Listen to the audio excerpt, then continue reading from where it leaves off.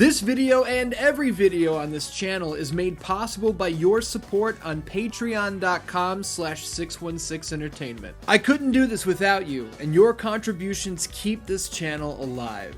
You can also grab an official shirt over on prowrestlingtees.com/616entertainment.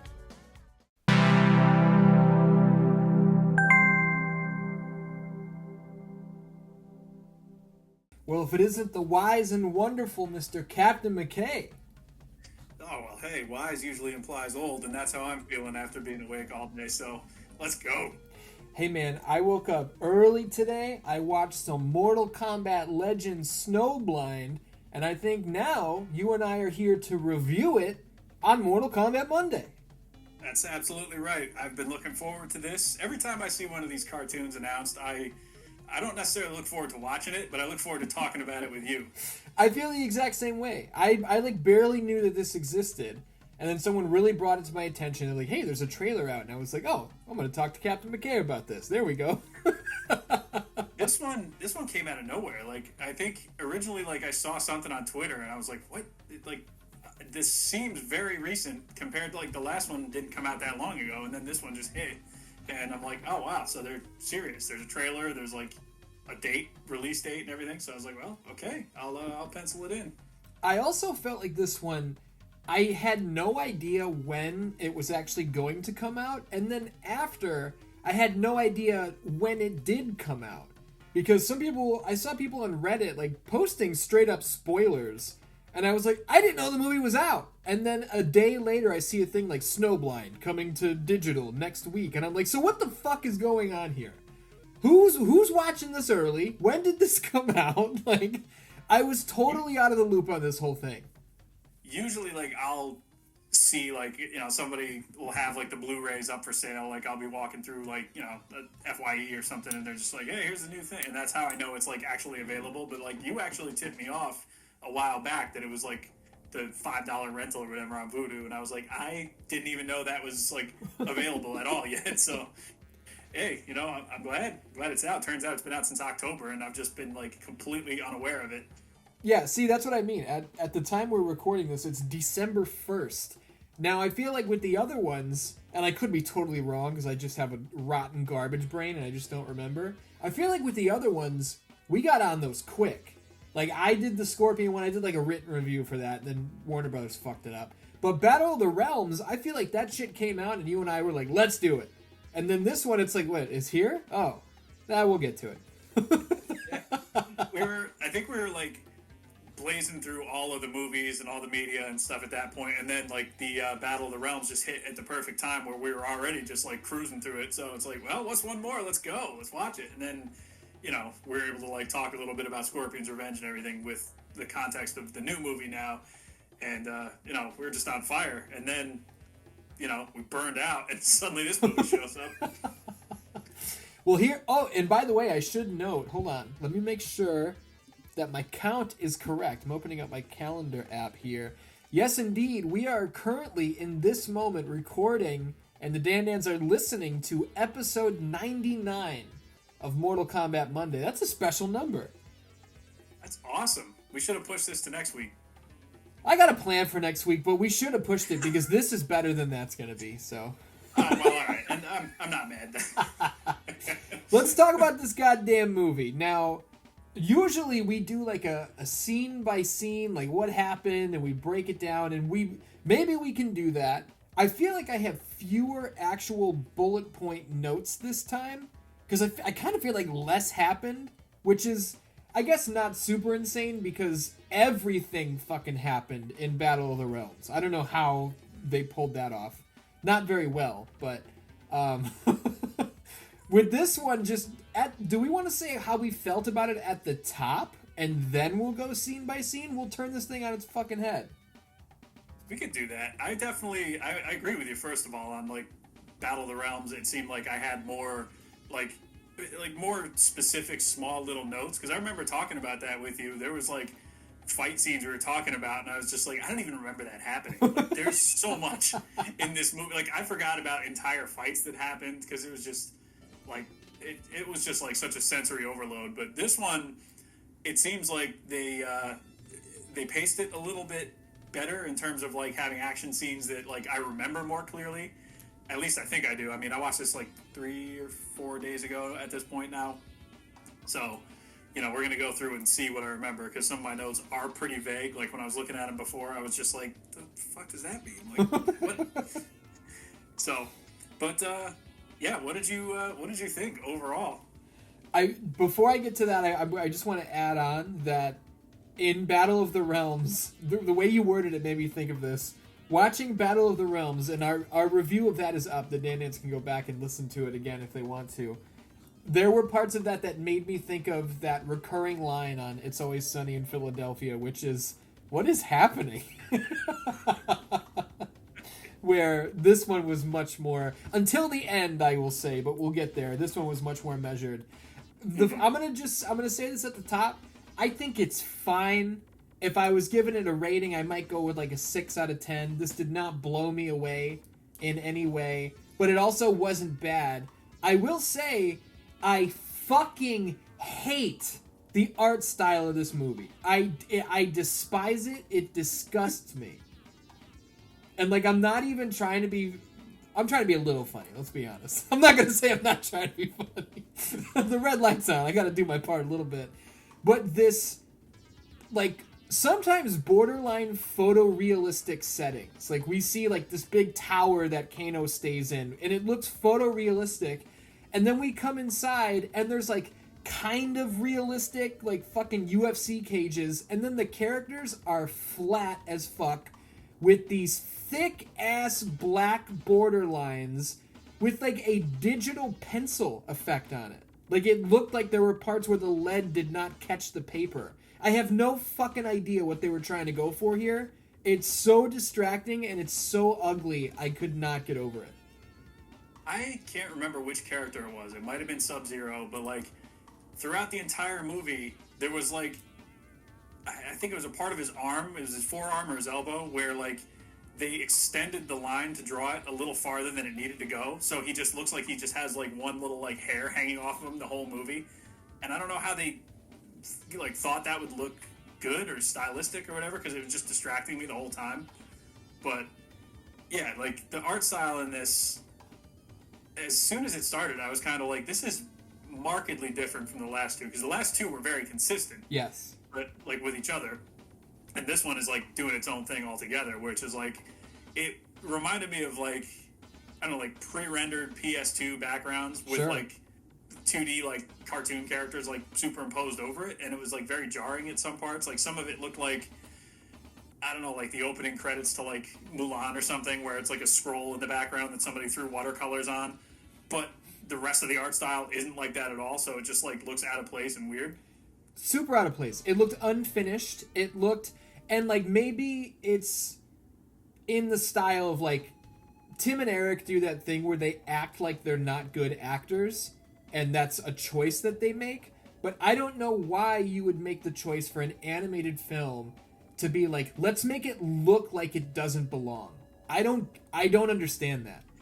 Did the, like, guys at the studio just, like, we got hired to make an animated movie, so let's just pretend we don't know how. Dude, like, you mentioned... Sub-Zero specifically, like, the lines that extend too far. So there's, like, an extra line coming off his elbow and off his shoulder. And it wasn't just him, but it was pretty much everybody. But him specifically, I actually have a note I'm going to read word for word that says, and we'll get to this point, but I wrote down, where is it here? While Sub-Zero is telling the Storm story, there's an overline leaving his nose and pointing at his lip. Fucking horrible, distracting. I do not like looking at this movie. Like, the tip of his nose, the line just keeps going for like an extra inch. And you can't not look at it. And if there's somebody out there who watched this movie and didn't see it, don't watch the movie again, because now you won't be able to unsee it. I hate this art style. Yeah, I wasn't a big fan of this one, like, art-wise. Like, the movie itself, I kind of, like, I think I'm there with you. I would put this on a 6 or a 7 on a good day. Like, if I was ranking it, you know, like, anybody doesn't want to wait till the end to hear final thoughts. I would say, like, if you got $6 and an hour and a half to kill, go for it. There's a lot worse you can do. But you're not going to like go away from it thinking it was a masterpiece or anything. You're actually probably going to go away from it being reminded of other better things. Yes. So, we'll touch on those, I'm sure. But yeah, like, I don't get the direction of the art. Like, I was trying to figure out if it was like a budget thing, because it came, like I said, it came out so soon after the last one. I was like, were they on crunch time, or were they working on this at the same time as like they were finishing Battle of the Realms? And because it seems like it's totally different, like, actors and like probably totally different producers and everything too. So like, I have no idea if it was just meant to be its own thing altogether all along. Yeah, it's possible, and I will say that if anybody's listening to this and they're just like, oh, is he going to be this negative the entire time? No, that's the art style is the worst thing about this movie. So that's the worst thing I have to say. I got it out of the way up front, and I did preface it by saying this is not bad. It's not great, but it's not bad. And some of the kills here, like you would expect out of Mortal Kombat, are fucking awesome. So I'm not just going to be bitching the entire time, but I needed to get that out right at the top. That's it. You get the bad stuff out of the way first, and then you can just build up to everything good. Because like the fights and some of the fatalities and stuff in this are genuinely really, really cool. And even some of the story elements and some of the things that you would maybe not expect to see in a Mortal Kombat movie, like some of the characters they chose, I'm like, okay, that's interesting that they would go that direction when they have this character and that character in their lore that they could have pretty much swapped in, but maybe they're just like, screw it. These guys never get a spotlight. I agree. And from there, I think we should probably bounce directly into what the hell is the story of this movie, and then we'll just pick up with the first scene. Set the scene for us. So this movie, it seems like it's set in a, almost, if I was to compare it to like a comic, it'd be like an Elseworlds scenario where it's like, it's not set in any canon that we've ever seen before. It seems that, most of the world that we're shown is in ruin, and it's like kind of a post-apocalyptic Western setting. And Kano seems to be in charge of pretty much everything. He's got like his group of boys that go with him, his Black Dragon guys, and they pretty much seem like they're going from town to town just taking over like territories, and Kano just like making everybody swear allegiance to him. And that's where the conflict starts kicking in when he comes across some other characters in this movie. But that seems to be just the premise of the whole movie. It seems to be the world these guys live in, where just like Kano's eventually going to show up and take over. It's just a matter of when. Big old King Kano with his, we're used to seeing Kano with his like robotic or cybernetic implants on his eye, sometimes like in his chest a little bit. This movie, he's like, I'd say he's 80% robot. Oh yeah, my note is big robot cyber demon android 16 Kano. Yeah, pretty much. So King Kano shows up, and I feel like, unless my scenes are out of order, one of the first things we see is it's just fucking straight up Mad Max. It's Kano, and his crew is made up of like Kira, Cabal, Cobra, and fucking Farah Tor from Mortal Kombat X, which I wasn't expecting. And then when they're walking through this first city that they like overtake, we see fucking No Face from Mortal Kombat Special Forces, which I could not believe. See, I had to look into who that was, because I was like, I must be missing something from like the 3D era or something. And no, it was this guy from the worst Mortal Kombat game of all time. I was just like, wow, they're really pushing the point home that like Kano just hangs out with jobbers. Like Cobra was bad enough. Like Cobra is like main event compared to this guy. I don't know. And Tremor is in his posse as well. The brown palette swap ninja, who was also only in Mortal Kombat X, or only in Mortal Kombat Special Forces, all the way up until he was DLC for Mortal Kombat X. So that was still a giant gap for him, but he's here as well. And this actually, like, it almost annoyed me a little bit, because I've told you this before, and I have mentioned in previous episodes of Mortal Kombat Monday that there's an episode of this show that I want to do where I just pitch this idea for a Mortal Kombat movie that I have in my head. which would be unlike any of the live action movies in that there's no tournament, there's no fucking Goro, none of that bullshit. The idea that I had was it was like Cabal and Stryker, when they were still like on the SWAT team, are infiltrating a Black Dragon hideout, and my three main villains were literally Kano, Kira, and Cobra. I was like, I'm gonna do something with Kira and Cobra because nobody fucking ever has. And then like the big old monster reveal later was gonna be Reptile, and Reptile's really the star of the show. But watching this intro, I was like, fuck, they did Kira, Cobra, and my whole fucking deal. This is it. So my whole in my head was an original pitch. They beat me to the punch. So hopefully they got a good enough showing for you here, so they can actually like make up for taking the idea that they didn't know you had. But yeah, like these guys start mobbing in town. Like it is, like you say, very Mad Max. They're coming in on like these like assault vehicles, the spikes and everything, and like running people over and killing everybody. Like the violence reminds me of like Castlevania on Netflix, where like they're not shy about showing you like women and children being like torn apart and run over, and like they're just the bad guys coming through town, and that's what they're doing. And they tore down like I think it was a Liu Kang statue too, like eventually. But that's like the first thing we see is just a statue of Liu Kang, who was past that point not to be found anywhere in this movie. Not to be found anywhere in this movie, and like you said, not shy about the violence. And there's a part where they literally show like a guy gets run over by a fucking car, like this sand buggy sort of deal, and the back tire gets stuck on his fucking head, and they just burn out and like rip this guy's head apart, and it looks fucking awesome. Like the violence here is a 10.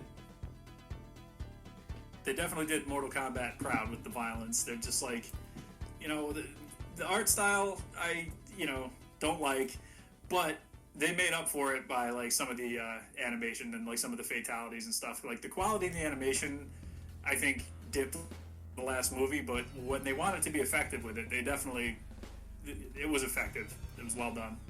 I've got a question. You are an animator. You're a stop motion animator, so maybe you have an answer for this.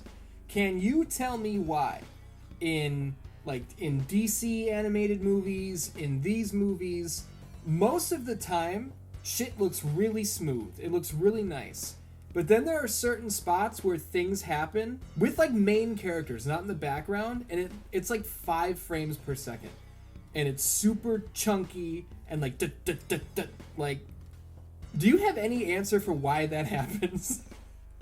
Like why they make that choice to like, oh, let's go real smooth here, but then like that's gonna look like shit? My best guess is maybe somebody doesn't, or like maybe they're on crunch time and they like just need to get something done quick, but like they already spent their time and budget on like the real cool stuff that we watched, like with the fatalities and whatever. So like a guy walking around in the background might not be somebody's first priority to like finish. But apart from that, yeah, I'm not 100% sure on that. Maybe it was just like given to a different like person to do the work, somebody who's not familiar with the style that they're going for yet. I couldn't tell you, actually, honestly. Sons of bitches. What happens next after they take over the city? Patch is yelling at me. I gotta put him on the floor. Oh, let's see. My notes go Castlevania Netflix vibes. Animation quality not as good as last two. Fucking Cobra. Yep. I got a statue falling, looks like trash. Now that goes, to the animation quality, where it looks like a flash animation from like 1998, where like they just have like one still image of the statue, and it just kind of like pulls off the screen. Like they don't change the perspective of the statue as it's falling. It's so weird. It's like somebody just drew it on a flat piece of paper and just pulled the paper off of the clean plate and just like let the camera like record it. I don't understand that. That's what we saw. And then I think next thing we see like story wise is that like the townsfolk are all kind of like rallied around like the center of town, and Shang Tsung is basically like announcing that Kano's here, pledge your allegiance to him, and everything will be all right. That kind of took me by surprise when they first showed this old man who's like, he's skinny and he's got white hair, For a quick second, I was like, that kind of looks like MK1 Shang Tsung. But I didn't think it was. And then it just fucking is. Like, did you know that was him right away? No, I didn't think it was him at first either, because he looks like less imposing than I've ever seen Shang Tsung look. Like, even in MK1, like, where he's an old man, he's very clearly still the final boss. Like, he has just a presence to him that he didn't have here. But, yeah, so, like, when I found out that's who that was, I was like, oh, wow, okay. So, Shang Tsung is basically just, like, the lapdog here. He's just the guy, like, you know, running the favors for Kano, it seems like. To see Shang Tsung calling somebody, specifically Kano, who he has always... Lapdog is the perfect word. He has always treated Kano as a lapdog, and, like, go do my bidding, and, like, dance for me, and that sort of fucking thing. Now the roles being reversed, it's like, this is fucked up. Like, I'm not used to seeing this. This is, yeah, like, I mean, this could be probably the strongest that we've ever seen Kano, like, in any, like, media, apart from, like, maybe his own endings in the video games or something. But this, like, he's always been just kind of like a lower tier bad guy, even as far back as his first appearances. So, like, seeing him basically just not only on top, but having everybody else, like, beneath him, especially Shang Tsung, who hates him, like, as established in previous stuff where, like, you know, the first Mortal Kombat movie where Shang Tsung is, like, talking about his table manners and how terrible he is and how he's just like, I hate you. It was kind of, like, jarring. And it was also, like, strange to me, like, seeing a whole movie about Kano being, like, on top and having no trace of Sonya in this movie at all. Like, was she just dealt with off screen, or, like, is she just such a non-factor because of Kano's, like, ridiculous power now? Yeah, no trace of Sonya, and like you said with the statue in the beginning, that's all we see of Liu Kang.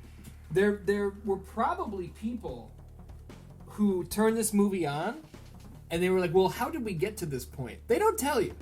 Like, yeah, it's just Mad Max. Like, at some point they're going to reference, like, oh, when the Revenants took over. But we don't know what led to that. We can assume that it was some sort of, like, cataclysmic Armageddon shit. But we don't see it. No. Like, they give you nothing at the front. They're just, like, waiting for you to, like, get invested in the story. And they're just like, we're not going to tell you why. We're just going to show you what's happening. And maybe at the end you'll have a better understanding of it. Which, you know, that's kind of what plays out. But, yeah, like, for now, just accept Kano is going to basically, like, put everybody in the middle of town and be like, hey, you know, bow to me and everything will work out a lot better for you. Now, how do you feel about our Sub-Zero reveal in this? Is that where he just has a nightmare and basically gets up out of bed and goes and, like, gets dressed and feeds pigs and stuff? He does his farming. Yeah, we see him having a nightmare being chased by who we assume is Bihan, the older brother, Noob Saibot, the original Sub-Zero. We'll find out later that that's not him. But he has that nightmare and he wakes up and then he's just tending to his farm and going about his business until he gets accosted by the Black Dragon Gang, and they don't know who he is. They have no idea that this was Sub-Zero. He just goes by Kwai. Big fans know Kwai Liang. That's his fucking real name.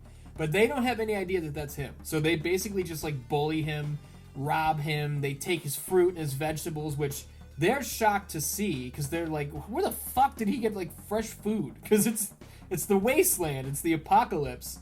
And Cabal is the one who's like, he was bringing this somewhere. We're going to find out where it is. Because then they can either claim that area in the name of King Kano, or Cabal seems to be like, maybe we can just have one thing for ourselves. And if you guys shut the fuck up, this can be our spot away from Kano. But it doesn't really work out that well. No, like, Cabal does have his little, like, rebellious moment of where he's just kind of like, you know, we don't have to tell Kano about this. Like, we can just keep this quiet. But yeah, Sub-Zero, basically, like you said, he has the dream. He gets up. And something else I was, like, curious about with budget, I was like, are they reusing the same animation for him getting up out of bed, putting a shirt on, drinking his coffee, like, feeding the pigs? Is this the same every time? Because to me, I think it was. It looked the same, and I was like, fuck you, that's cheap. But also, I was like, trying to, like, justify it in my head for these people who I'll never meet. Yeah. And I'm just like, oh, okay. It does kind of show how mundane his life is, that he's literally doing the same thing constantly. Like, Yeah, I mean, all right, fine, it works a little, but yes, he gets stopped on his way into the new town by the Black Dragon guys who are just going out to cause some ruckus. I have in my notes, I have Cobra, job after job, just what he deserves. Cobra, yeah, Cobra on his ass where he belongs. That might be a different fight. I don't know. But well, this is where they they found where Sub-Zero was going to go, and they tried to, like, bully the townspeople and ran into a very young Kenshi. So Kenshi beat them up. Okay. That's right. So that's where we're going. You're right. The character ages in this, like I said before, this is kind of like just a completely different universe. So Sub-Zero is, like, well into his 50s in this movie. Oh, yeah. But, like, characters who would be a similar age to him, like you would think somebody like Cabal would be roughly the same age. He seems much younger. So, like, certain characters are just, they play with the timeline a little bit and the lore and everything. So, like you said, this is not going to be any Mortal Kombat thing you've ever seen before. It's totally different. But yes, Kenshi ends up just in a fight with these Black Dragon guys, beats him up, and notices Sub-Zero because he sees the Lin Kuei tattoo on his, like, arm, I think, and starts striking up a conversation. And Sub-Zero's kind of playing it like, no, that's not me. I don't know what you're talking about. Keeping it close to the chest. Now, how do you feel about Sub-Zero when Cobra, Kira, and Cabal? It's hard to keep the names straight. And I was going to shorten it there to the 3 Ks, but I don't want to do that. That's it. Don't put that in your search box. Yeah, you don't want to do that. How do you feel about Sub-Zero being this older, peaceful, I don't use my powers, like, I will get the shit beat out of me, like, I'm not going to engage in this sort of thing anymore? I said my most negative aspect of this movie was the art style. And my second most negative thing is, like, this is one of the most trope-filled movies I've ever seen in my life. Yeah, my note says, is this just Old Man Logan? Dude, I have not seen Old Man Logan, but I've seen 5 other movies that are this same thing. Oh, the movie. Okay, the movie, Logan, yeah, is very similar. But the comics Old Man Logan, like, if you haven't read them, it's the same kind of premise. Like, Logan is just, like, much older and retired, and, like, the whole premise is that the villains have won. They've taken over, and they all have their territories all around the world, and, like, everybody that lives there is basically under constant threat.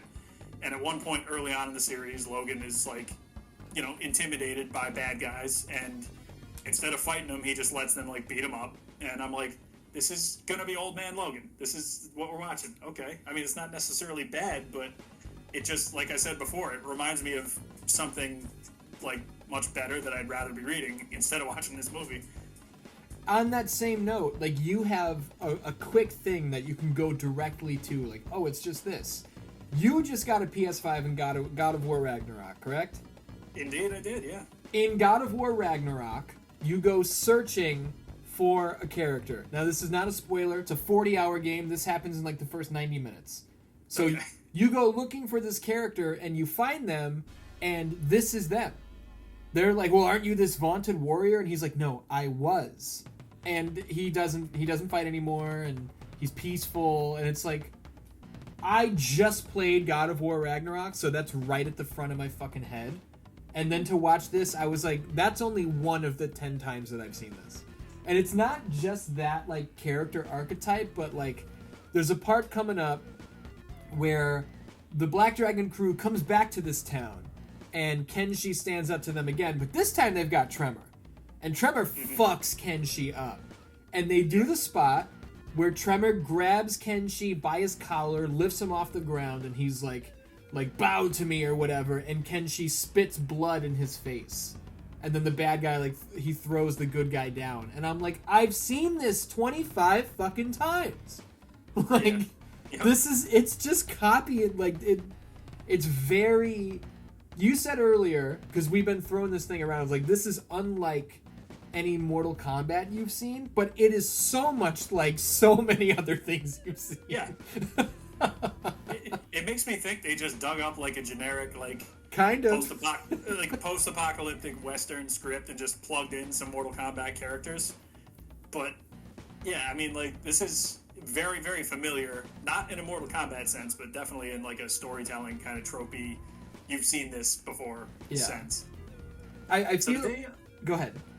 Oh, they right before like they go back into town with like Tremor and them, like Kano basically doesn't trust these guys, so he sends Shang Tsung to like kind of spy on them and see what they're keeping from him.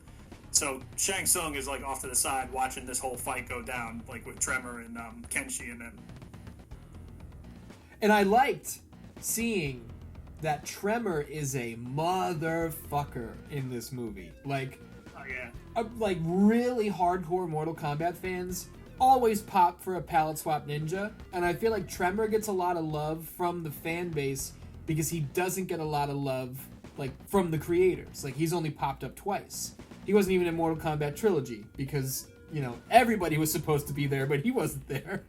So to see him here and he gets the respect, I love that. Like, the Black Dragon guys come back and Kenshi is like, I'm gonna fuck you up again, and that's when Tremor just stomps him, just beats the piss out of him. And Tremor's going to kill Kenshi, and it's Shang Tsung who was sent along, like you said, and he looks at Tremor and just gives him like a, no, don't do that. You've done enough. So Shang Tsung, and we're going to find out why he did that, which I didn't connect the dots there until this very moment. But there was a specific reason why he spared Kenshi's life there. But you know what I didn't mention earlier, in the nightmare, and he has this nightmare like 5 times, so we can just put it wherever. Dude, they fucking, yeah, Sub-Zero. They nailed the Mortal Kombat 11 outfit in this movie. Oh, I didn't even notice that, but I gotta check. Perfect. Because that's what he's wearing in the nightmare. It's so good. They totally nailed it. Nice. Because the last movies had him in his like MKX look, if I'm not mistaken. Yeah, they did. Yeah, I thought they did a good job there too, so I'm gonna have to definitely go back and look at this one. But yeah, so Shang Tsung just watched the whole incident play out, and he offers Kenshi help when Kenshi's like just still laid out on the ground. He's fucked. And yeah, introduces himself, says his name is Sung, like, you know, he's quite creative there, and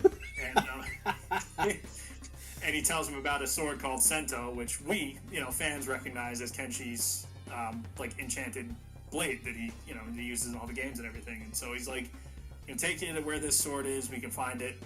And by the time they get there, I don't know how long they're traveling, but like Kenshi completely heals up. Yeah, he's all fine. of his wounds. Yeah, he's done. Like, he's just like, all right, well, he don't need that sword then if he can just heal that fast. But, it's that youthful exuberance. It is, yeah. But, you know, of course, Shang Tsung basically tricks him into opening a well of souls, come to find out. And, you know, he double-crosses him, throws him down a well, and, you know, off Shang Tsung goes, newly rejuvenated. They do the Bram Stoker's Dracula bit, where once he gets his power, he's, like, restored to a young man. And for some reason, Shang Tsung doesn't just steal Kenshi's soul. He throws him down the well and, you know, goes off on his way. I love, like you said, Shang Tsung, oh, real creative there, but my name is Sung. Fucking, when Kenshi opens the well, and he's like, there's a bright light. It's getting closer, and then the souls burst out, and it like, blinds him. It disintegrates his eyeballs, which we knew was coming. But they pulled it off well. It was cool looking. But there's such a funny moment where Shang Tsung is, like, reveling in what he's accomplished, and the now blinded young Kenshi is like, Sung, I can't see! And then Shang Tsung goes, Sung. Ha ha ha! I am Shang Tsung! And Kenshi's like, what? It's not like he told him, like, oh, my name is Carl. So then when he found out it's Shang Tsung, it's like, oh, wow, I never would have guessed that. Maybe he was banking on him being like, well, there's no way it could be the same. He wouldn't tell me if he was. Yeah, like, what's your name? Sung. You're not Shang Tsung, are you? Oh, fuck. Damn. You looked a lot like who was once the most powerful sorcerer in all the realms. But that can't be you, right? Oh, god damn it. Yeah. We did gloss over real quick. After Kenshi beats up the Black Dragon first, before they get sent back with Sung and Tremor. The Black Dragon has to go to Kano's little fucking hideout, which is this big, as I previously stated, like photorealistic skyscraper. And inside, there are two nameless jabronis who are fighting inside 6 sides of steel. TNA is gonna come calling. It's like a little MMA cage. And there's a great moment where Kano's like watching from on high on his throne, and one of the fighters wins. And she turns, and Kano does the thumbs down, and she's like, no, she's hurt, and Kano just blows her brains out. And then the other fighter gets up and goes, thank you, King Kano, and then he blows her brains out. And he goes, well, that was fun. Dude, like, King Kano is kind of like, he's almost like MJF, so it's like, you know he's a dickhead, but you love watching him. Oh yeah, they took the finest parts of Kano's personality and like just dialed them up for this guy, because it's like basically if Kano could get away with doing all of this without getting beat up, this is what he would be doing exactly. Yeah. So like, you know, it just happens he exists in a world like in a universe where nobody can stop him. So that's why he's just like, all right, sure, I can just run cage matches and stuff. That's cool. And then back to the present where we were. Shang Tsung's rejuvenated. He's got his powers back. He's a young man. He comes knocking on King Kano's fucking door, and he was just like, "Listen, bitch." I'm gonna quote Dwayne the Rock Johnson here. The power in the Mortal Kombat universe has shifted, or whatever the fuck he said. The power dynamic, or whatever it was. So he's gonna fuck up Kano. And then he doesn't. Kano beats the shit out of him. Like, Shang Tsung grabs him and, like, tries to take his soul. And in what was a great moment, Kano goes, oh, I lost my soul a long time ago. Or, like, I'm way past souls. Or something like that. And he just rips Shang Tsung's fucking arm off. And that was the first and probably only moment in this movie that, like, literally got me with like a jaw drop. I was like, holy shit. That was cool as fuck. What did you think about this? I thought that was definitely good. Like, I have, just like as an aside before we go back to the fight, like with, you know, Shang Tsung, I was like, so no one knows who Shang Tsung is? Did the events of like the first Mortal Kombat never happen in this timeline? Yeah, like, we really have no idea.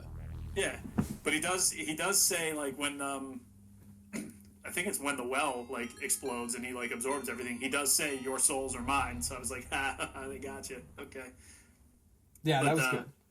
Yeah, so, like, Shang Tsung actually, like, he puts on a good performance with, like, you know, against the Job Squad there before he fights Kano. Like, he's, like, I think Cobra bites it here. Yeah, I think he kills Cobra pretty easily. Which, yeah, like, hands him his ass, which, fine, it's Cobra. Yes. Appropriate.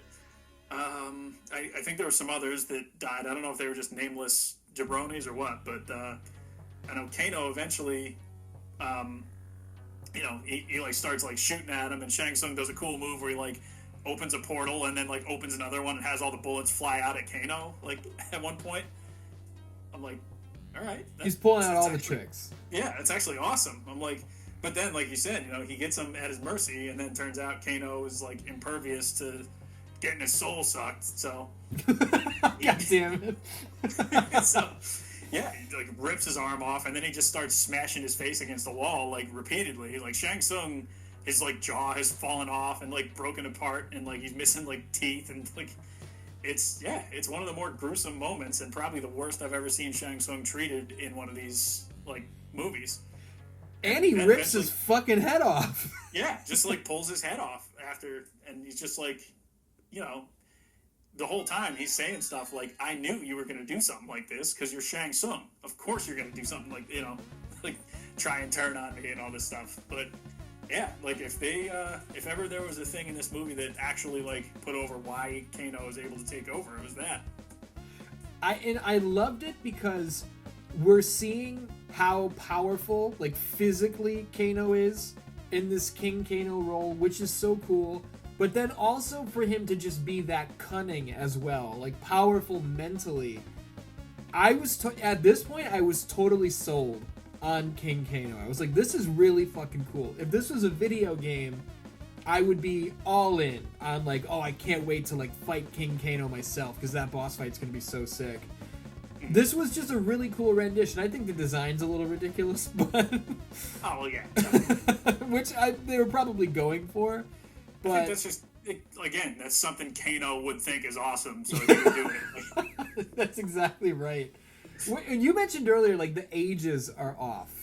Like Sub-Zero he's got to be in his 60s, and Kenshi looks like he's like 23, you know, which is weird. But I was also thinking like Sub-Zero is old and gray and wrinkly, and Kano's got a fucking red mohawk. He doesn't look a day past like 35. So it's just another weird like who knows, or he's got all these cybernetic implants, but I don't know, maybe his skin stopped aging. We have no idea. They don't tell us much. But after we see Shang Tsung get torn apart by King Kano, I feel like this is where we see Sub-Zero again wake up, go about his day, still peaceful, tending to his farm, but he is finally wearing blue. He's wearing some blue. It's sneaking back in. Yeah. This is where he sees like blind Kenshi like kind of like at clutching at the last straws of life there, like just like crawling towards his farm, right? Yeah, and he takes him in, and he like basically helps him get on his feet, and he's like, I got a place for you until like you're ready to go and whatnot. And I mean, I don't have the specific details written down here, but we basically go from them like huddling up for a second, like, oh, you can stay with me, to then again the most tropey training montage I've ever seen in my life. Yeah, I have Karate Kid Rocky training montage written down in my notes here. Oh, what did I write here specifically? Training montage trope, literally catching the chicken trope. Yep. Like, fucking, I've seen all of this before. I don't know. I just don't know why some of this... You can do a training montage and not have it look like every other training montage that's ever been done, but they didn't do that. It's just weird. They wanted to... Again, it's like one of the things that reminds me of other better things in this movie. Yeah. And just like, you can't do that. If your movie is not like of like premium quality, you can't make me wish I was watching something better. Like, I don't know. But we also, at this scene, like around this time, we're shown kind of how Kenshi is able to see now that he's got Sento, and how his, his kind of psychic link with the sword is like enabling him to kind of get up and around and do, like not only catching chickens and stuff, but he's like doing some fight training and whatnot. So he is coming back around to being a formidable adversary. And I think it's cool that we see what he, in air quotes, sees through Sento. Like, he can't make out like colors and like fine details, but it's almost like a visual sort of sonar to where he can see like edges and protrusions and shit. It's hard. People watched it; they know what I'm talking about. It's hard to explain, but yeah. I like that. Go ahead. If you've seen like Daredevil on Netflix, it's the same thing. Yeah, just cartoon form. Another better thing. This is where Sub-Zero and Kenshi are having the conversation about like, I'm not Lin Kuei, I was Lin Kuei, and I feel like this is where we find out the reason Sub-Zero hung up the old fucking hood and his gear and his cryomancy was because as the Revenants were attacking, and we see like a city street, and it's just fucking like, it's basically just like zombies, like running zombies, and Sub-Zero and some Lin Kuei show up, and they, I guess, were there to like clear out the Revenants and, save the innocent people who were going to be under attack. And shit just went haywire, and there were way too many Revenants. So Sub-Zero called down this super powerful storm, and it just got way out of hand. Like, he did what he thought he needed to do to basically save the day, but he went a little too far, he tapped too far into it, and he wound up killing a bunch of innocent people too. And he was like, I fucked up, I'll never be able to get that back, I'm never gonna fight again. And I didn't really buy that. This goddamn Sub-Zero we're talking about. he kind of like flash froze the entire like city, like just like destroyed, like killed everybody, including like all the innocent people there and his own clan. And we did get like a Revenant Nightwolf cameo. I noticed he like ran by the screen real quick, so I was like, oh, that's cool, because you know, little nod there. But like you say, at that point, I was like, okay, so it is Old Man Logan, because you know.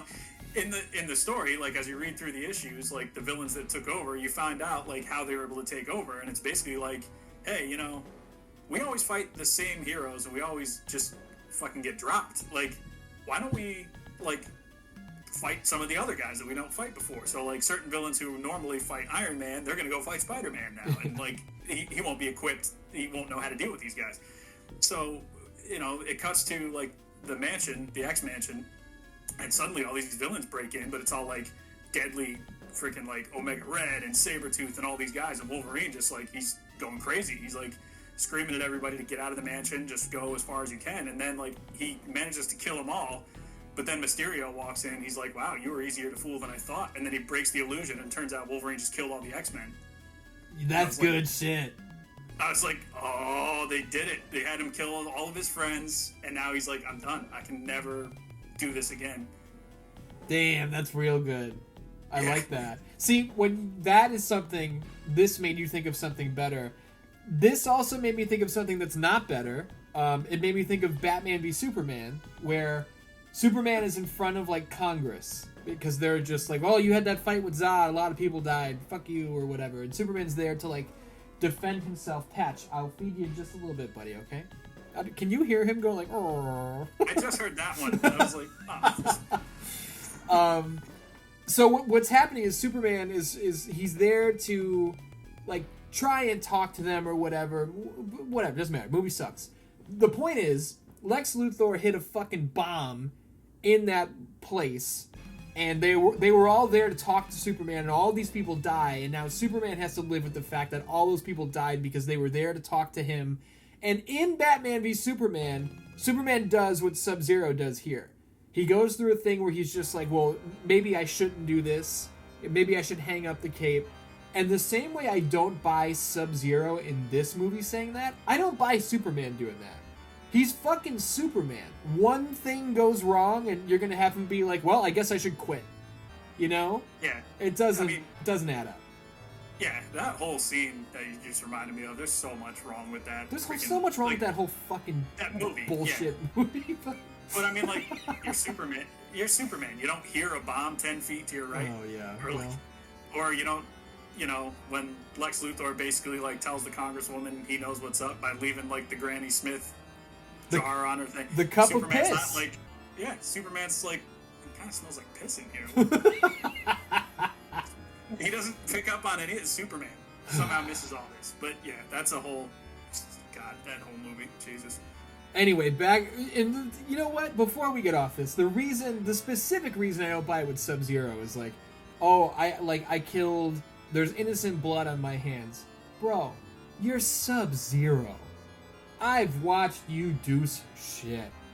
Not always to villains, okay? Like...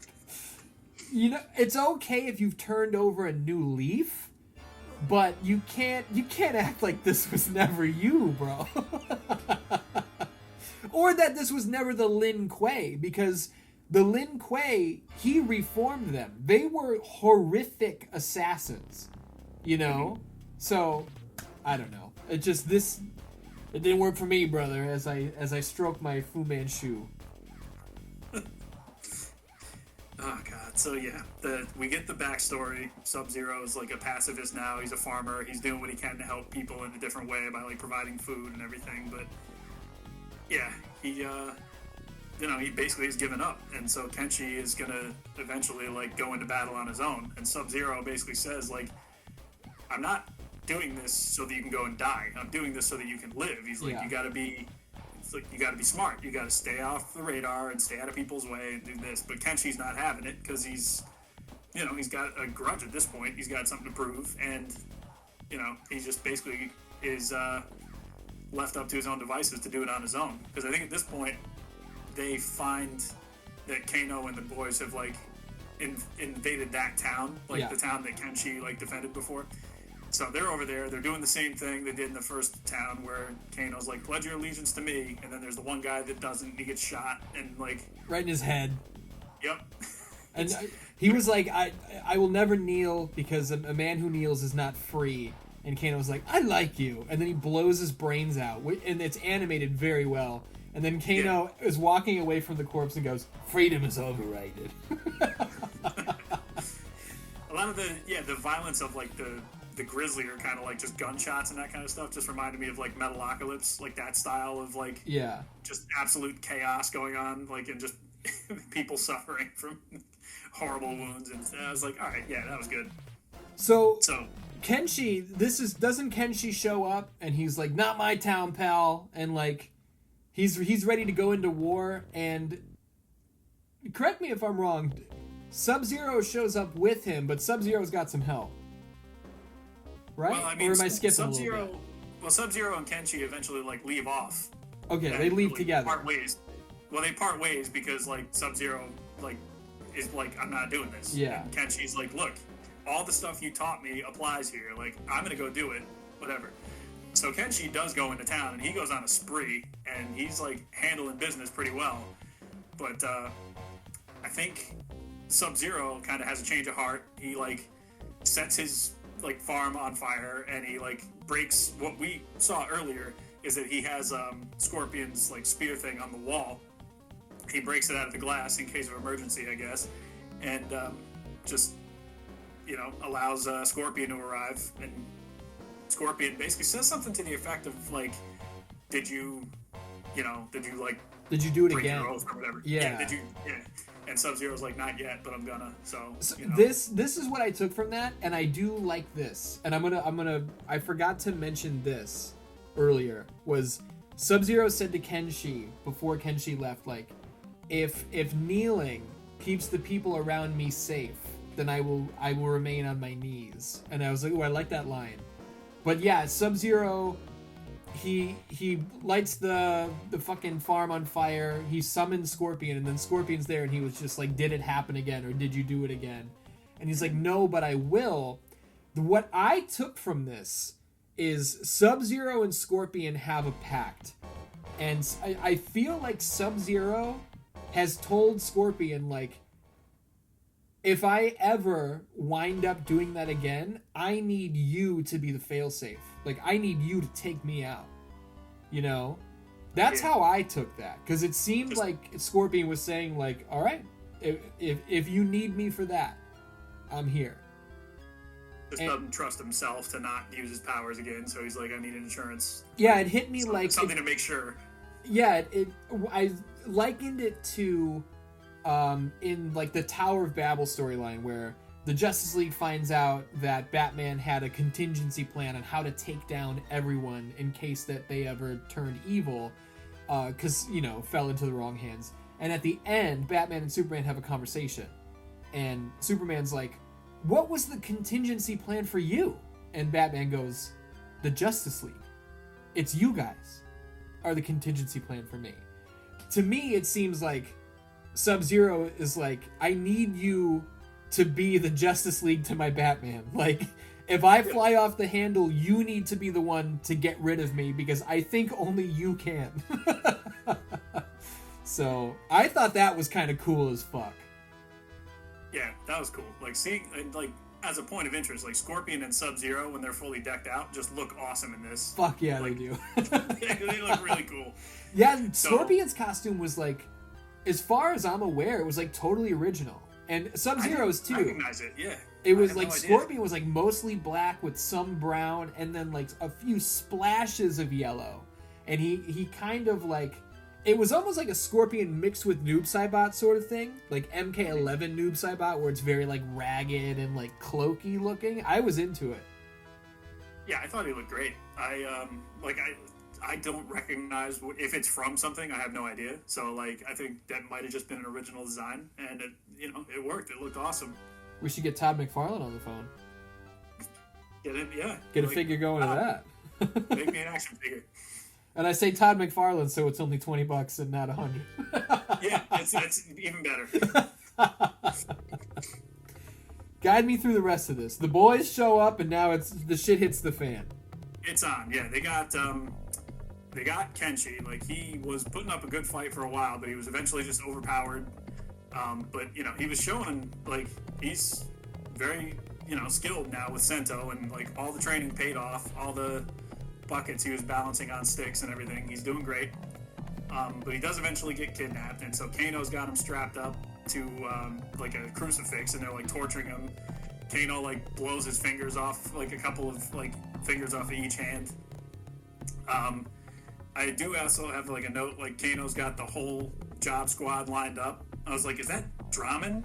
There were a lot of cameos here. Okay, so I wrote down Draman with like question marks and exclamation points. But I think real fast when Scorpion first showed up and darted in, I could be wrong, but I think for like 2.5 seconds he was going at Dairu from fucking Mortal Kombat Deception. I think so, because there was even some other freaking job guy I think got killed already before from like Shang Tsung, but I can't even remember because it meant nothing. But there was Jarek, I don't think we brought up Jarek from Mortal Kombat 4. Oh yeah, you know what? That's a note that I skipped over. Was where is it? Here we go. Yeah, when Jarek gets jobbed in literally 6 seconds, and then I wrote in all caps, "Not in my movie, bro," because he was gonna be like an effective heel in my movie. But nice. Yeah, Jarek got jobbed earlier, but yeah, Dairu gets killed, and yeah, Draman's here for. I might be being generous in saying 8 seconds. Yeah, so Jarek, like, I was watching the channel Fighter's Den, and like he was talking about some of these characters. He's like, Jarek's finest moment is still getting thrown off the cliff.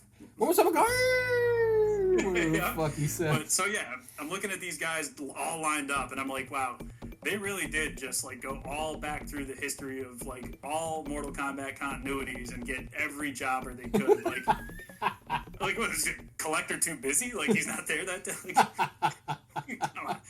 But that's what made me think too, is I'm like, they're actually, like I said though, they're like putting a little spotlight on some of these characters, because like if this was done by anybody who was like, we wanted to make some money though, so let's make it Reptile and Baraka and the same guys you always see, just like the goons on the bad guy squad. But I don't mind that they took this risk and just put in just some dudes that we don't see, like it was pretty cool. Yeah, I not only don't mind it, I actively enjoy it. Like when because Reptile, like you said, with the first animated movie, Reptile was there, Baraka was there, and they get jobbed like we knew they would, and that's a bummer because we're tired of seeing that those guys that we love get jobbed. Where here, if it's Draman and Jarek and stuff, and even Kira and Cobra, I kind of pop for somebody like trying to do something with Cobra. At least we're seeing them, where it doesn't sting as much when they get killed. Where we actually we have fun if they get a couple shots in. It's like, yeah, dude, Cobra did something. He got killed, but he did something. But so yeah, all of these guys and King Kano, like they're ready to go.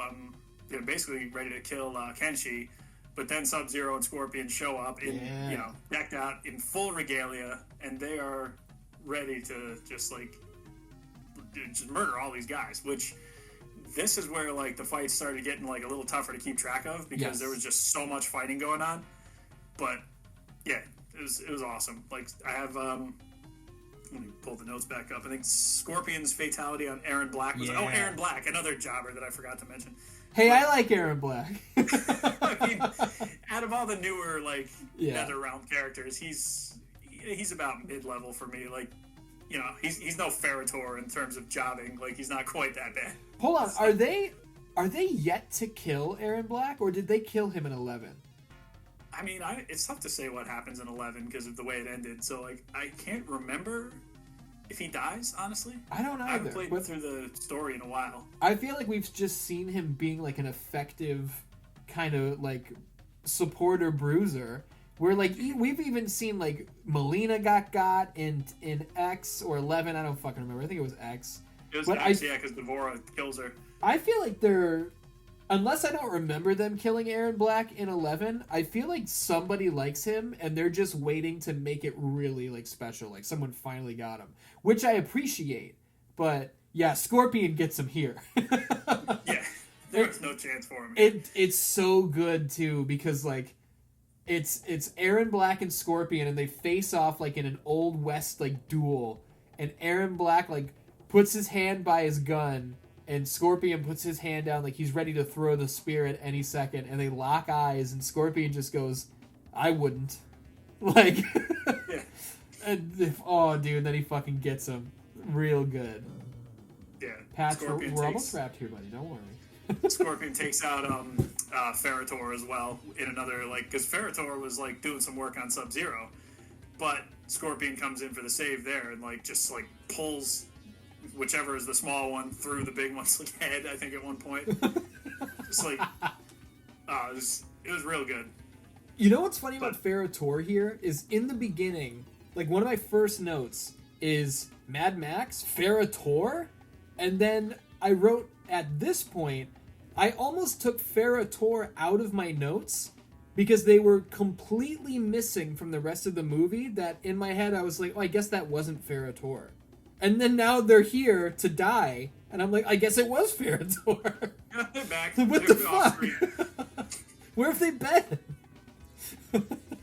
So, yeah, like Kenshi, meanwhile, is freed at this point, and he has a really cool fight with Kira, ends up winning, kills her. Sub-Zero ends up on the chase of, he ends up like chasing down Kano.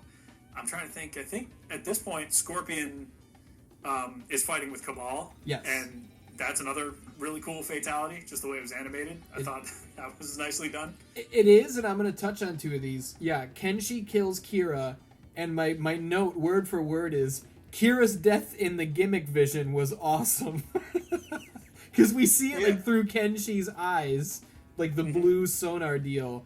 And yeah, when you mentioned Scorpion, he ends up killing Cabal because he takes the mask off and he burns him. Cabal was already burned! So this poor fucker has been burned to death twice now. I wonder if it feels worse the second time. Well, I think the first time was like emotional scarring. If you remember his interview with Jim Ross, like. Oh yeah, you're right. So, yeah. Cabal just wore the mask for no reason because he was actually like he wasn't scarred. But and the dreads were just attached to it. It wasn't even his real hair. Yeah, it's crazy. But yeah, like Kenshi, or not Kenshi, Cabal puts like his hook swords through Scorpion, and Scorpion is just kind of like, just overpowers him still. Like, that's another thing I do like, that these movies, like, everybody is just able to walk off the worst injuries. Like, Scorpion makes sense because, like, he's, you know, otherworldly. Yeah, he's a Spectre. Same kind of thing in the last couple movies where, like, he was able to survive a fall through a pit spike and then get up and go kill Goro. Like, just kind of ridiculous, but you just, you know, you give a pass to Scorpion because of, like, his character. I love in this universe where it's like, what is Scorpion? He seems invincible. Oh, he's like a Spectre. Is that like a ghost? Yeah, kind of. What's Noob Saibot? He's a Wraith. What's a Wraith? It's kind of like a Spectre. Yeah. Yeah, when you put it like that, wow. Yeah. All right, go ahead. Let's see. So, I think at this point, like, Sub-Zero is basically, like, gaining on Kano, and we see, like, Kano kind of go into his chamber for a second, and it looks like he picks up what we recognize as Kronika's little, like, you know, tiara thing that she wears. And I'm like, wait a minute, was that an Easter egg? But no, Kano just goes into Kronika's, like, time chamber thing. For me, like, this came out of fucking nowhere. Oh, yeah. I did not see this coming at all. At all. I'm like, gee, okay. The stage looks awesome. I was just like, this is, like, again, it's kind of weird because it's, like, a lot of CG going on, because to hand draw that would be, like, a nightmare, I'm sure. But, like, it's, again, it's, like, kind of a weird offset between the background and the foreground characters. But, you know, it's Kronika's Hourglass, and Sub-Zero walks in, and he's just like, what is, you know, what's all this? The fuck is that thing? And this is where Kano just starts basically, like, doing his bad guy, like, explain everything, how I did everything. Exposition dump. Yeah, exactly. So this is how you find out that Kano came across this place and basically created a timeline where all the Revenants, killed everybody and left the world for his taking, pretty much. And he was about to wipe Sub-Zero out of existence, but Sub-Zero managed to put the freeze on him at the last second and kind of reintegrate because he stopped, what was happening. And they end up fighting. And eventually, finally, after a fight, Kano ends up being, thrown into the gears of, the hourglass. Hell yeah. The streams that are going on in the background. Kano gets, crushed, basically, like a compactor, kind of. And, like I said, seeing Kronika's hourglass in one of these movies is not what I expected, but, we're getting weird, so... I didn't expect it. We're getting weird, and if I'm being honest, it made me forgive the things about this world that I didn't like. Because after seeing the hourglass, I was like, oh, this is not a follow-up to Revenge and Realms. This is just a what if.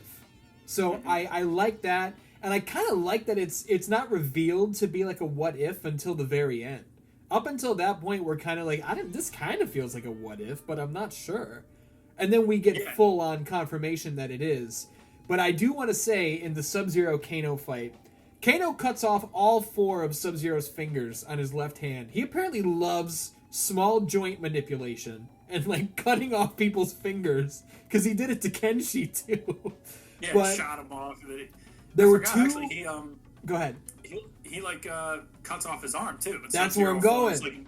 Forms the ice arm. I was like, oh, that's really cool. Which, to my knowledge, and I've seen it all. Could just be rotten brain. Maybe I'm forgetting. We've never seen that before. We've never seen Sub-Zero lose a limb and just create a new one out of ice. That shit's dope. Yeah, I don't think it's ever... I mean, I don't remember it ever happening, but I was like, that's actually a really cool way to have him, just show off his, cryo arms for, a fight scene, basically. Because he's... In games, he's depicted with, similar-looking arms at times. So I'm like, that's... really nice. I like that. That's cool. There was another super original spot where when Kano, before he cuts the arm off, he cuts the fingers off, and Sub-Zero's about to fall down into the turning gears. And Sub-Zero, shoots ice upward, quickly forms it into an axe with, a 10-foot handle.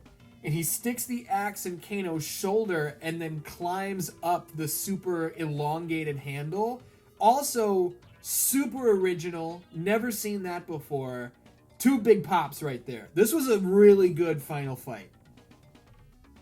Yeah, the more creative they get with Sub-Zero, the more I'm realizing, traversal is never an issue for this guy. No. He can just ice himself up to, a staircase, pretty much anywhere he wants to go. He'll be fine. Nobody's going to keep him out of anywhere he wants to go. Or if you watch Mortal Kombat Annihilation, he can just fly. Yeah, you Remember? can do that too. Just flies to the fucking air. Oh yeah.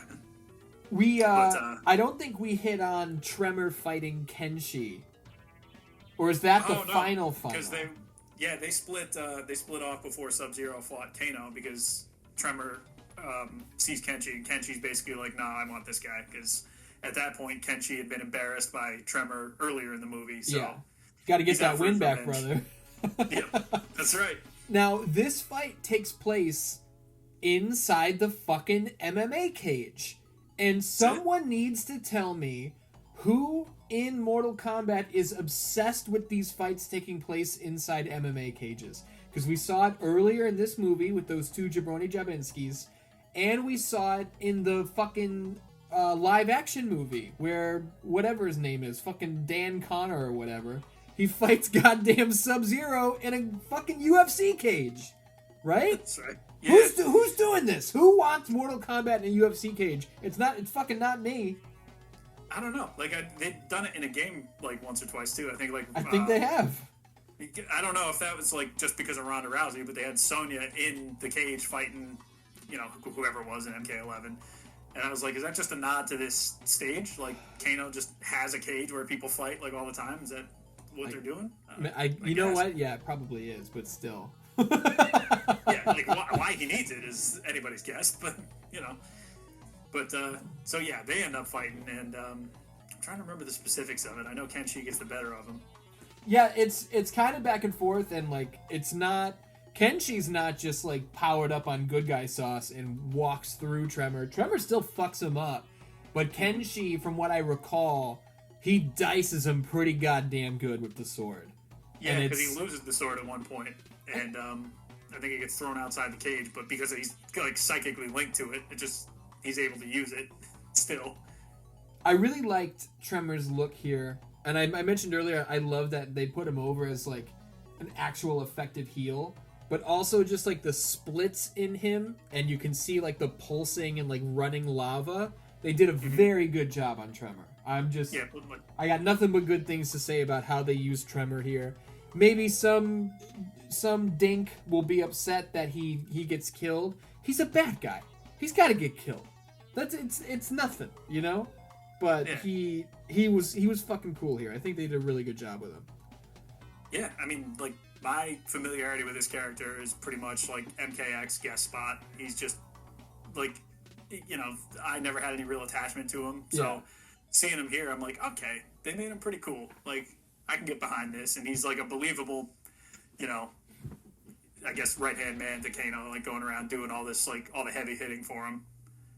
And like you said, he looks cool. He's got like the magma flowing between like the cracks of his like rock armor and stuff. I'm like, yeah, I dig it. And making him so effective and like seeing him kill a bunch of people and destroy Kenshi earlier, they effectively built him to where when Kenshi beat him, it felt like he was beating somebody. It didn't feel like he was beating this guy who has appeared twice in 30 years. You know? This is the coolest Tremor has ever been. And I would like to see more of Tremor in the future.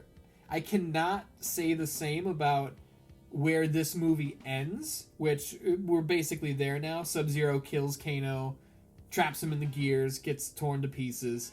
So everything's collapsing basically. Scorpion like portals them out, and Kenshi and Sub-Zero have this conversation, and Kenshi's like, well, basically Sub-Zero says, now you have to pick up the mantle. You have to be the new me. You have to be the guy who's going to make sure everybody's going to be okay, watch over everybody. And Kenshi's like, what do you mean? Like, you got to do this with me. And Sub-Zero basically tells him, like, no, I can't. I got to go. And Sub-Zero and Scorpion leave. Now... He's like, I got to make up for that promise I made where, you know, like, I'm going to just go with Scorpion to the Nether Realm, I guess. Now, do you take that as Sub-Zero having broken his bond? Do you think that he's not going to be able to control it? So he can't allow himself to be around people? Or... It seemed to me like after the fight, he had it pretty much under control again. So this ending, like, I'm going to be honest, didn't really work for me at all. I think it's just like, yeah, it's like vague. Like, all through the movie, we've seen that Sub-Zero is pretty, like, very clearly able to keep it under control. Because, like, you see points when he's, like, getting beat up and stuff, and he just lets it happen. He takes it, yeah. When he exhales, it's like little frost on his breath. It's like, oh, okay, so he could kill these guys anytime he wants. Yeah. He just doesn't. And so I think I just took it to mean like it's just a personal like code for him, like an honor thing that like he's like, if I ever did this, I made the deal with Scorpion, and it's just what I need to do now. And who's to say that it's even going to be bad? Maybe Scorpion's just going to be like, I'll have you around for, you know, barbecue or something. Yeah, it'll be cool. Or maybe now he owes him one or something. I don't fucking know. They don't explain it, but seeing Kenshi like walk off Mega Man style, like into the distance, and then the credits go. I can't say that I'm really particularly interested in them doing a sequel to this, where it's like now it's a Kenshi movie. Nothing against Kenshi, but like I don't know, maybe it could be good, but I kind of would just like to move away from this world now. I think a what if is cool, but I don't want to stay there too long, you know?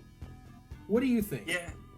I'm with you. Like, I don't think they're going to follow this up directly. I think when they had, like, the concept for this, like, Mortal Kombat Legends, I think that gave them, like, pretty much carte blanche to just do whatever they want. Any story they want to tell, it doesn't matter if they're messing with lore, because it's not technically in the same canon, so they can do whatever. They can throw a King Kano story.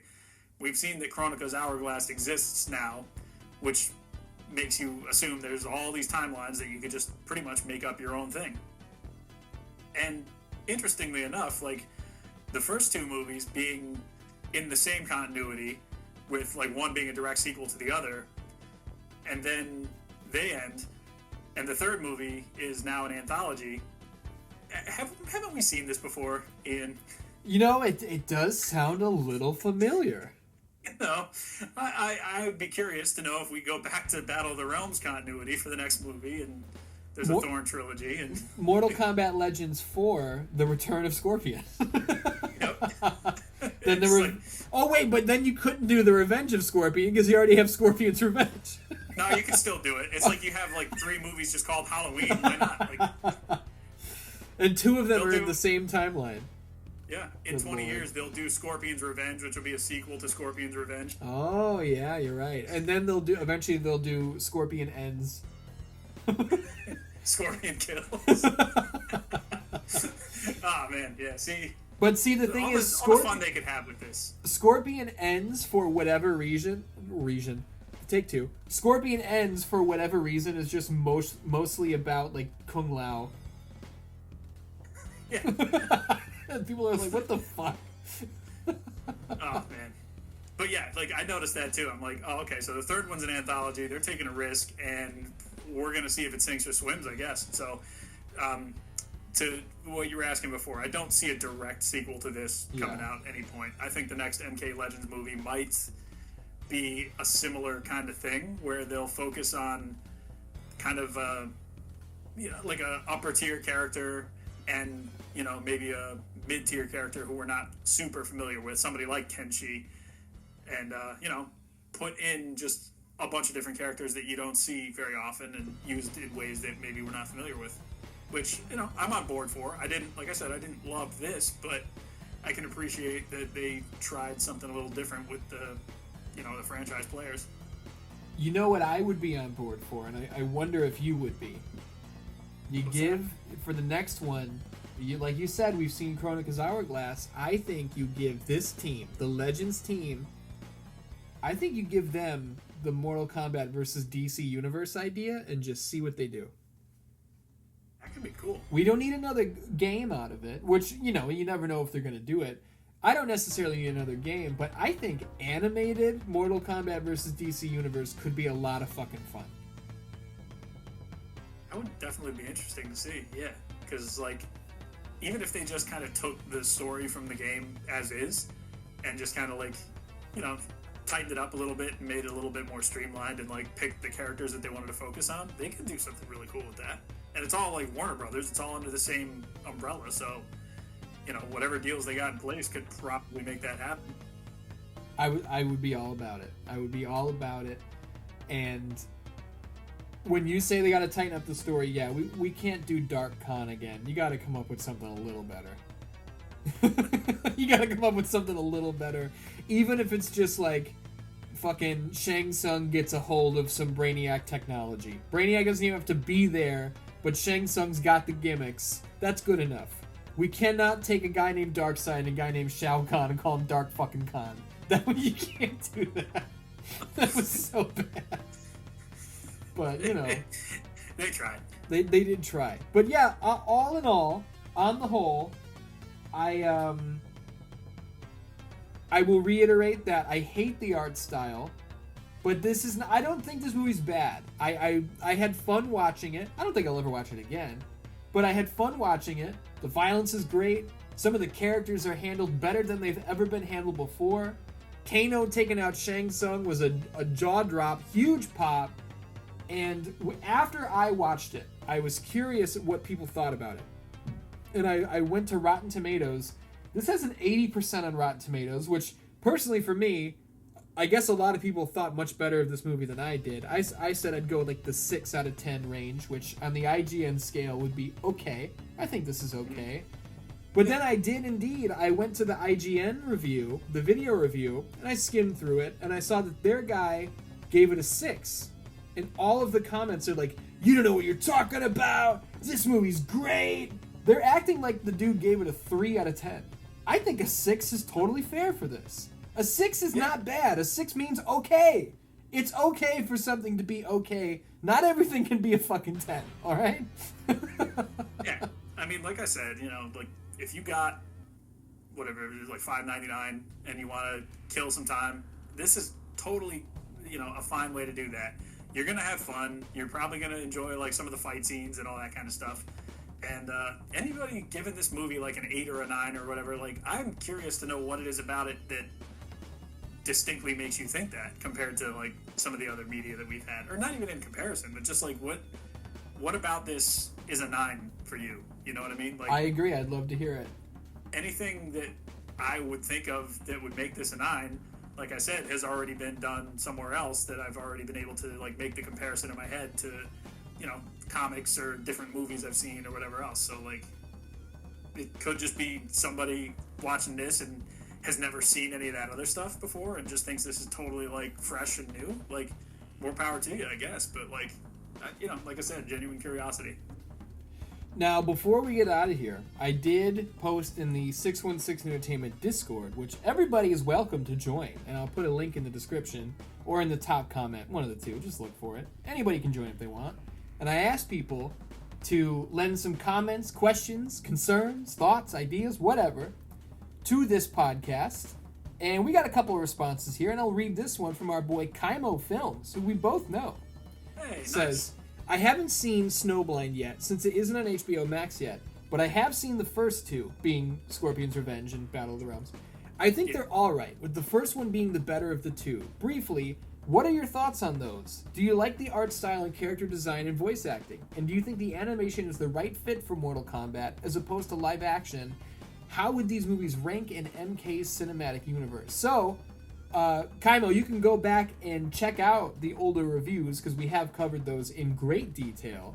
But on the topic of do we think animation is the better fit for Mortal Kombat as opposed to live action?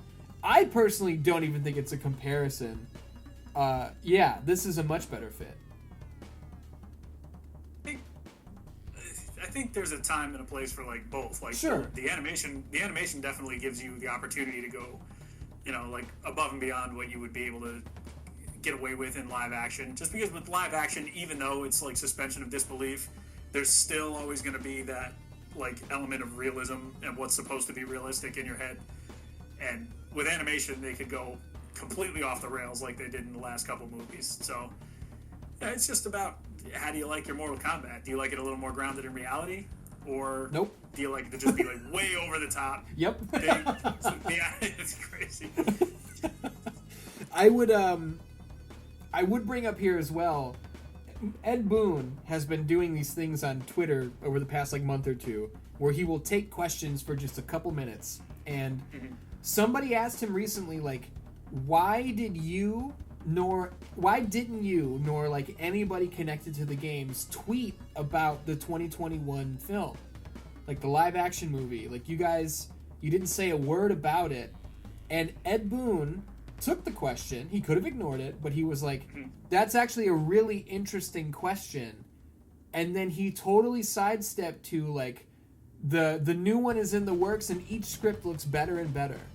And I had a theory that he fucking hated the 2021 movie and just washed his hands of it. And I maybe this is a little conspiracy theory, call me out if it is, but I feel like that tweet was confirmation that he was like, this thing's a piece of shit. I hate this movie. No, I mean, it makes sense, because I mean, I don't want to say he's like come around on it, but he's like acknowledged Annihilation, which up until recent memory was the worst Mortal Kombat thing of all time in his mind, I think.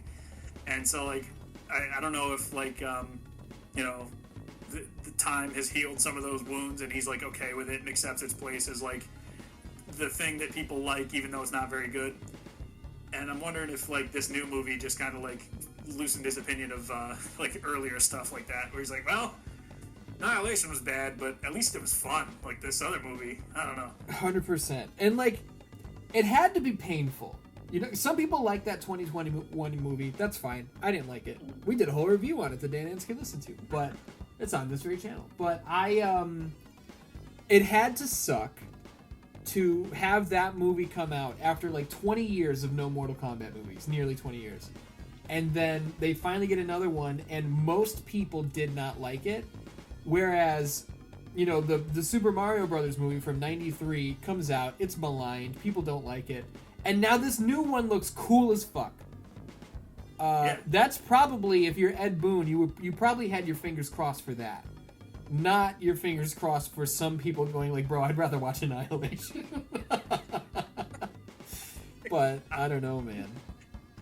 Oh, man, yeah. Honestly, that's gotta sting. Yeah, poor Ed.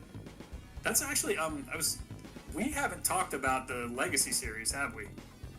The live action, like, web show? Yeah. No, we should. Yeah, I was thinking, like, since what made me think of that just now is, like, where I said something about, like, liking Mortal Kombat being more grounded and kind of set in reality, and you're kind of like, nah. So I'm like, oh, okay. Wait a minute. Does he hate that? We'll have to come back around to that at some point. I definitely want to check that out again and would love to, connect on something like this again for that. Well, I'd imagine Season 4 of Mortal Kombat Monday has got to happen at some point. Well, there we go. You know where to find me. Let's do it. But yeah, to answer, like, I think animation works great. The live action, when done well, like we saw in the original movie, I think is still pretty well done with the exception of CGI Reptile. Yeah. So, it's, take your pick, really. I like them both. We've also got Antonio Guevara here, who says, I haven't seen it yet, but it looks pretty exciting. Hoping it executes better than the last outing. I was enjoying it until Shinnok ending was like, yo, this could have ended at the tournament. So it sounds like he also does not like Battle of the Realms. He says, I was flabbergasted and my brain was fried. That could have been its own movie stretched out more, released only a little late. Antonio, I asked you about this goddamn movie. You're talking about the last one. I think he's making the same points that we made about that last movie, though. Because I remember thinking, like, wait a minute. They're going to cram all of this into the last few minutes of this movie? Like, how? He does eventually, he does hit us with a question here, which is, my question is, who would you love to see another movie focused on? I would love Great Kung Lao era stuff, but we might also get that from Mortal Kombat 12, so probably should just be patient. So, would you like to see an animated film about the Great Kung Lao, which, like, predates everything, or would you like to see one about somebody else? I mean, if they were to do a Great Kung Lao thing, I would want it to be based on that novel that you read. Oh, god damn it. No, seriously though, like, that could be cool, because that's been explored a few times, but, like, I don't want to say any of it was ever good. Like, there was that Conquest TV show. Yeah. There was, like, that book. There was, like, the Great Kung Lao has always just been, like, a figure in the Mortal Kombat universe, but never really, like, a main character, if that makes any sense. Like, we just hear about him and occasionally learn things about him, but you never, like, spend any time with him, really. So that could be cool. I'm trying to think, if there was a character that I would want to, like, focus something on, like, just a character that I would like. That's a tougher question to answer, because a lot of my favorite characters are still guys like, Sub-Zero and Raiden and, like, kind of the main characters who we do pretty much spend every movie with, so... You know what I wish was happening? What's that? I wish there was somebody out there who was working on, I don't know, maybe like a stop motion animation starring and surrounding Reptile. Yeah, if something like that were to happen, if this guy would, finally get off his ass and finish it, it would be something to watch. Reptile, often overlooked, rarely celebrated, but he's an important character. He's like the first secret character of Mortal Kombat, and then his appeal needs to, his overall audience appeal needs to kind of live on, I feel. I'm not trying to spill the inside details here, but I think, and I could be misremembering, I think I saw some inside scoops and some sneak peeks on, what was it? I think it was patreon.com/Captain McKay. Well, if that's where you saw it, I'm going to go straight over there and sign up. At the world champion tier, perhaps, just like I did. Pick any tier, honestly. But you get a lot of stuff over there from what I've heard about this. So well worth checking out. Between Perhaps the frames, steak dinner reviews. Yeah, you get animation, like some clips early on. You can see kind of stuff that I'm working on. That Captain McKay is working on at the time, like pre-edit or just like some kind of stuff that is going to be plugged into a bigger animation later on. Cool stuff, good time, and plenty of little Mortal Kombat stuff over there too. I like it. You know what I'm going to do after this? I'm going to go watch it again just to refresh my memory over on patreon.com/Captain McKay. Awesome. We got another good question here from Kaimo, which is, and to answer Antonio Guevara, I mentioned I would like to see a Mortal Kombat versus DC Universe animated movie. But Kaimo says, or asks, what other properties do you think would benefit from this animation treatment? Something like Street Fighter or Predator or Doom, maybe? Dude. A fucking trilogy of animated movies from any of those would be dope. It would be cool. I mean, like, Street Fighter lends itself to animation very nicely. Hell because yeah. the character designs in general are like a little more anime inspired, or like, in recent memory they're kind of like more 3D model, like after like really stylized art style, So like that stuff has always worked. Street Fighter and anime like have gone together beautifully in the past. So anything to do with that, I'd be on board. Doom would be a lot of, like, I just love Doom. Yeah, but yeah. I'm Dooma. Like, what Doom? what story do you tell? Because like the Doom Slayer as a protagonist, like, he doesn't do anything besides kill demons. Yeah. And he if you played the games, he like resents having to do anything that gets in the way of killing demons. So like if I were to do that, the humor would come in where like he keeps constantly getting sidetracked and having to like do things that he doesn't want to do on his way to go kill demons. Like, I don't know. Kind of like Geralt in The Witcher 3, to where like, and you see it on The Witcher show with Henry Cavill too, where like he's got something to do, and then someone will pop up and he knows he has to do it, and he's just like, fuck. I guess what you could do with Doom is like, because Doomslayer doesn't want to deal with all that shit, maybe you, I mean, is your main star not him, and your main star has to like wake him up to solve this problem, or like something like that sort of deal? So that way you don't have to have the Doomslayer like having conversations he wouldn't fucking have and shit like that, It could be, they could do something like that, especially like if they go with the more recent lore from like 2016 and Eternal, like the characters that he spends time with that are basically just like spelling the plot out for him, so that like just moving him along to go kill the demons, like they're actually like pretty interesting characters, and there's a lot going on behind the scenes that you learn as you play the games of like all the different like just bits of lore that you learn and why certain characters are doing the things they're doing and everything. But if it's like the game in 2016 in particular, you can just walk away from it and not pay any attention to it. It's awesome. Like anytime he's faced with a thing where like in normal games you would have to like carefully take apart like a very intricate like video game QTE kind of thing, it looks like you're gonna start doing it, but then he just punches it and like steps on it and it breaks and that's it. You're done. So it would be interesting. Yeah, it would just be like through his eyes of all this like other stuff going on, and like he would basically just be the main character but just not say a word in the whole thing. Could be interesting.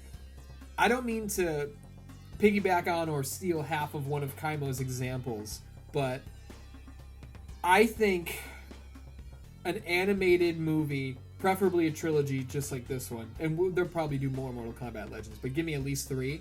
I think that's the only way we would ever get anything good out of Aliens versus Predator. Give me fucking AVP, animated movie. We don't need all these goddamn people with their people problems. Give me predators speaking their fucking language with subtitles. Because we're never going to get that in live action. We're never going to have like an army, not an army, but like a small group of predators doing their thing. There's always going to have to be fucking people. And if it's animated, you can kind of cut around that sort of shit, Yeah, that's really cool. I didn't even think about Alien versus Predator, but that's what I want. That works. That's awesome. And our boy System says there's a couple of old animated Street Fighter movies, so make of that what you will. He was just following up, but I don't know if I've ever seen. I saw the Street Fighter animated series a little bit when I was growing up. I don't remember much of it though. It was like the Saturday morning cartoon one? I think so. Because there was that one that was like in the same vein as like Defenders of the Realm, kind of like it was like for a kids show kind of thing. But like there was also another anime series that was like it was like an episodic Street Fighter anime. It was on Netflix for a while, but it's not anymore, I don't think. But then there was just like Street Fighter 2, the animated movie, which is it's like less than 2 hours. Yeah, but it's fucking awesome. Oh shit! Okay, I might have to check it out. Yeah, if I'm not mistaken, it might even be on YouTube. Like it's definitely worth your time. That's like super hype fight scenes, like a lot of character development, which you don't expect to see in a movie with like 10 main characters, but they do a good job. It's great. Does anyone get their soul sucked? Not that I can remember. Well, it corrupted, I guess. Not sucked, but I needed to be sucked. Well, okay, then you might give this one another 6 out of 10. We'll see, but needed to be sucked. That's a hard pass if it's not getting sucked. Put that on a shirt. Needed to be sucked. I need it to be sucked, and then on the back, hard pass if it's not getting sucked. $21.99. Here you go. Pro Wrestling Tees 616 Entertainment. Oh goodness! You got any closing comments for us here, Captain McKay? Nothing I can think of off the top of my head. We covered the whole deal. Every time these movies come out, like I say, the main appeal for me is just being able to sit here and do this, because like it's always fun.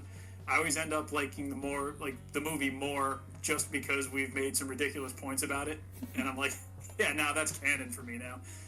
But yeah, this was a good time. I was happy to see the jobbers like just showcased a little bit in their full jobber form, and interesting idea. Curious to see what's next. I 100% agree on all fronts, and it's been on the goddamn screen the entire time. But if you have not clicked over to youtube.com/CaptainMcKayRandom, click that subscribe button. If you didn't go to patreon.com/CaptainMcKay and fucking sign up at any tier you choose, you gotta break your dick off, and you gotta, I don't know, light yourself on fire or something. Something like that. Because you won't say that. You're too good of a guy, but I'll fucking say it. I'll say it. Oh, I'll get over on Patreon and say it. We'll see. Exclusive content. Yeah. Delete everything except for after they sign up, it unlocks a text post that says, "Now break your dick off and light yourself on fire." That would be a pretty Ed Boon troll thing to do. So like, this was fun. All December long. This was fun. I'm glad we did another one. And hey, man, Warner Brothers, you got to get it together. You got to pump out another one so we can do another episode. But even if they don't do that soon, now you planted it in my head. We've got Legacy. We got Legacy Season 2. There's goddamn Conquest out there. Hey, there's even right. Defenders of the Realm. There's a lot to talk about. The Mortal Kombat fountain keeps flowing. It does. We're ready, and we're gonna keep dipping our hands into it and sucking it up like Shang Tsung sucks souls. All right. Yep, I'm ready anytime. We love you, Daniels. We'll see you next week.